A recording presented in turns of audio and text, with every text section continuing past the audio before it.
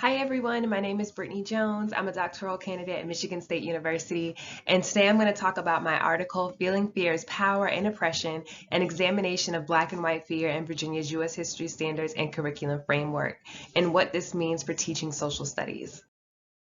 So I begin my paper with a quote from Ta-Nehisi Coates' opening statement for Black reparations at a Congressional House hearing. And he argued that it's necessary to teach the whole of history as opposed to simply focusing on Eurocentric history as a way to understand and justify reparations for Black Americans. And this really resonates with current critiques of social studies curricula, where scholars have argued that social studies curricula tends to omit whole and complex narratives of historically marginalized groups. Now, this led me to think about how can we do a better job of teaching the whole of history. And because I'm interested in the ways in which emotions kind of affect or impact our teaching of history, it led me to also think about how does attention to emotions expand our understanding of telling the whole of history, and particularly the whole of Black history. Those questions led me to the purpose of my own study, where I wanted to analyze how Virginia's U.S. History Standards and Curriculum Framework discuss fear in relation to the ways Black and white people experience fear throughout U.S. history. So how are the standards using fear to talk about the experiences of Black and white people? And I chose fear because, as historian Dr. Joanna Burke commented, history is saturated with emotions, of which fear may be one of the most relentless. It is at the heart of historical struggle, and that emotional displays of fear are nothing more than emotional displays of power. So my research questions for this study were: how do the standards discuss fear in relation to Black experiences within Virginia's U.S. History and Social Studies Standards of Learning and Curriculum Framework?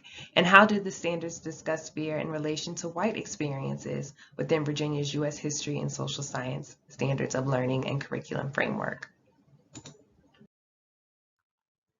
So I'm not going to go into too much detail about the literature in which this study is grounded, but it does draw from three different streams of literature. So the first is Black representation and standards, so how scholars have talked about how Black people have been represented in standards. It looks at Black fear, which kind of discusses the ways in which Black people experience fear and anxiety within this society.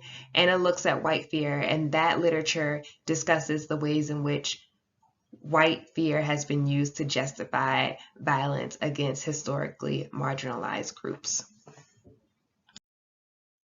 To conduct this study, I analyzed two different data sources: the Virginia U.S. History and Social Science Standards of Learning and the Virginia U.S. History and Social Science Curriculum Framework.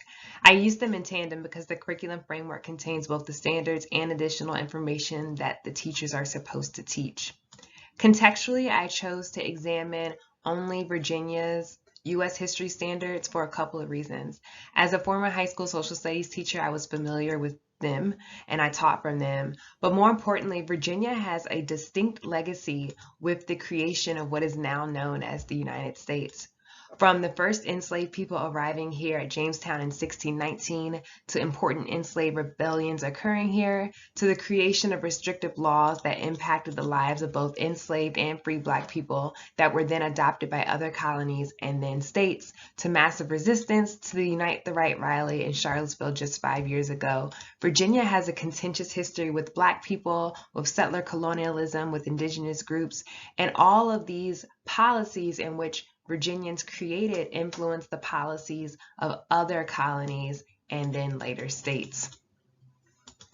It was also important to think about the adoption and revision process that has occurred here in Virginia. So the Virginia Department of Education has had contentious debates over the adoption and revision process of U.S. history state standards. These debates mostly centered around what should be included and omitted from the standards. But what's interesting about the history of the adoption and revision process of these U.S. history standards is that what is included and what's omitted is closely connected to the political party in power during those revision years, which really emphasizes how social studies standards writing is oftentimes political. To analyze the standards in the curriculum framework, I use critical discourse analysis, which is a method to examine how discourse, and in this case words specifically, maintain and legitimize social inequalities and power relations in society and the consequences of those words. Because I was examining the discourse of fear, I looked at how the word was used through 3 different lenses throughout the standards in the curriculum framework. First, I searched for who or what experienced fear and of what they were fearful. Secondly, I searched for any connection between ideas of Black suffering, events of Black suffering, and fear. And lastly, I did a search for a connection between Black people and fear. I looked at fear through these 3 different lenses to answer my 2 research questions that I talked about previously. 3 major findings emerged from my discourse analysis of the standards in the curriculum framework.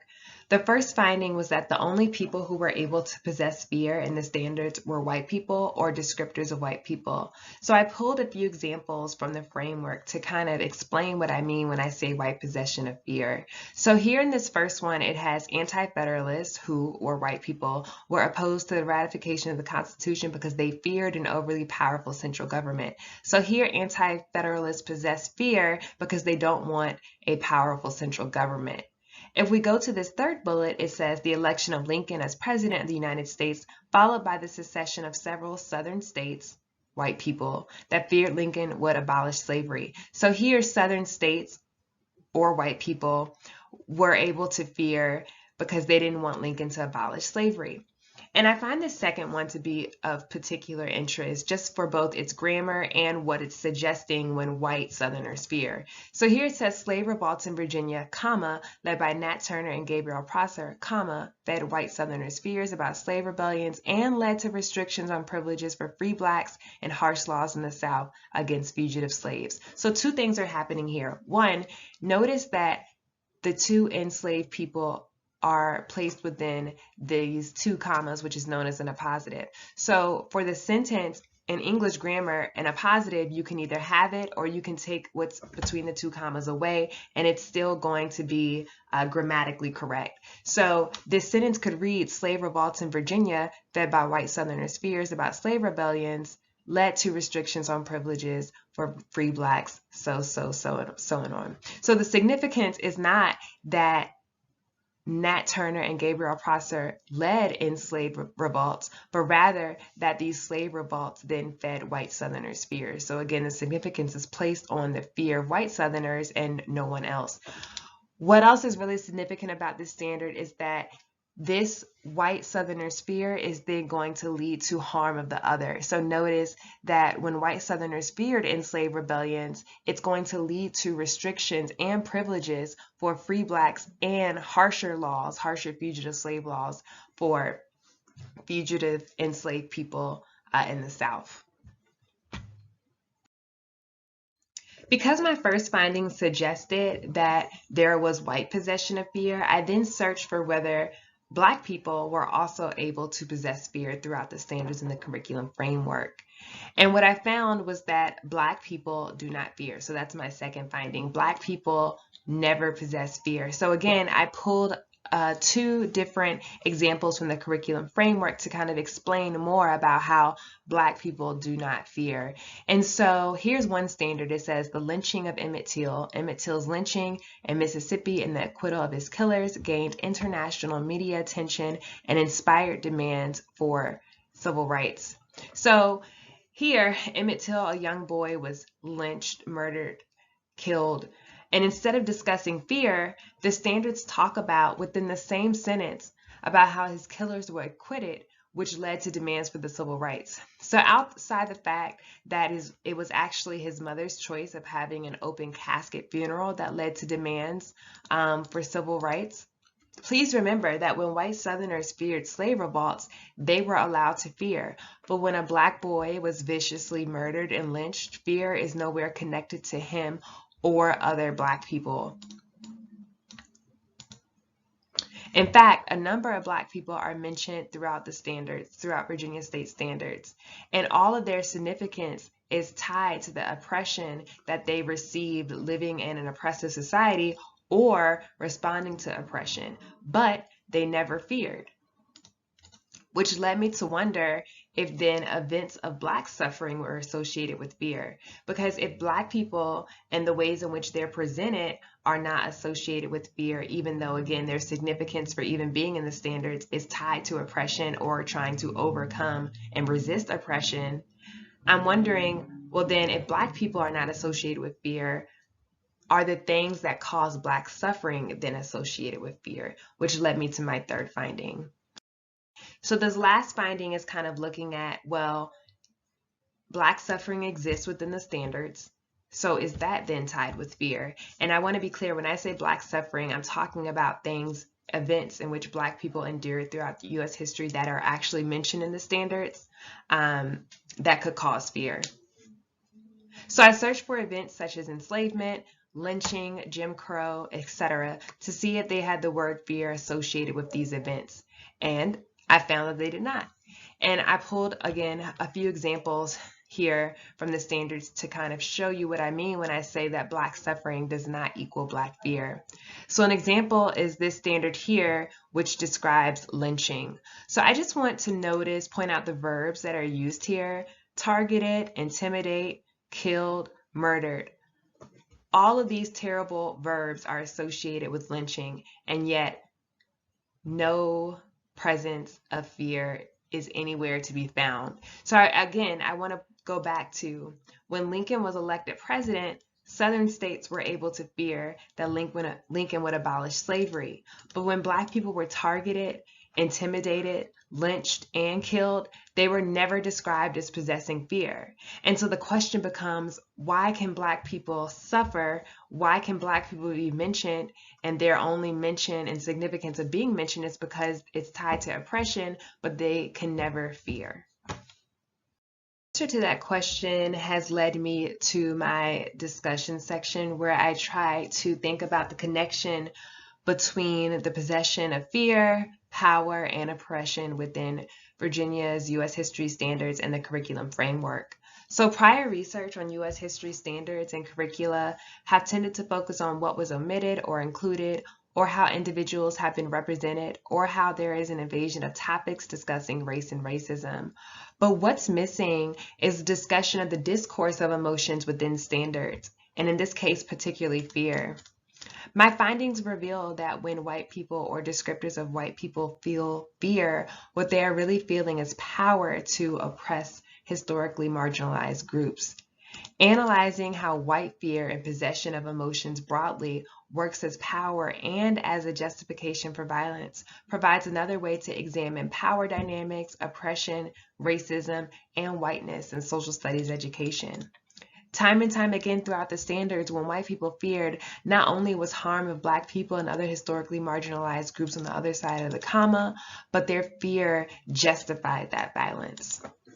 And on the other hand, the findings also suggest that when groups experience suffering, and in this case, Black Americans, so when Black Americans experience suffering, but they don't experience fear, they then are rendered as both powerless and non-human-like, as fear is an emotion that all humans possess. And this is important because it suggests that an analysis of emotions such as fear can expand the literature on Black representation and social studies standards beyond simply being an oversimplified narrative. And the question becomes, how does the narrative presented by these standards shift if Black people and other historically marginalized groups were depicted as being able to fear? Do they gain more power? Does it justify revolts? And will curriculum writers come to terms with the fact that power possessed by white people was often only obtained due to violence of the other? And this is an idea that many politicians are fighting to keep out of schools, hence CRT battles and debates.